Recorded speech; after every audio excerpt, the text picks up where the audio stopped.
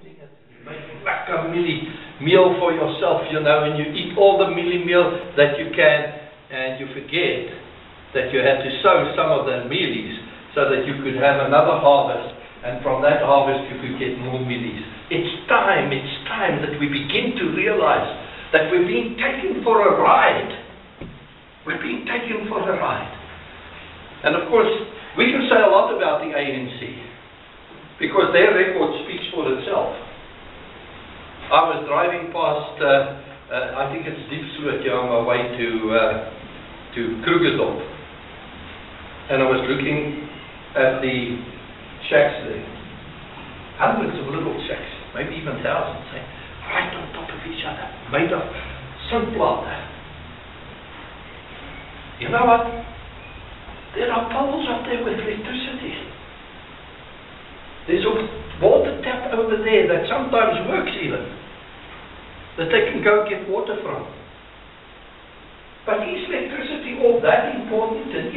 I mean, water is important because you've got to drink it, but is it that important when you've got to live in a shack made of sunplanter? For goodness sake. Is that what it's all about? You know, I stand in these what do they call them?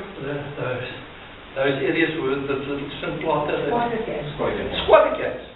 I stand in those squatter cats sometimes, and I fold my arms and I look at the enormity of this task of finding a way of getting these people to benefit from the abundance that this country has to offer.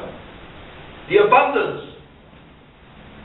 And I say to myself, only God can do it. Only God can do it.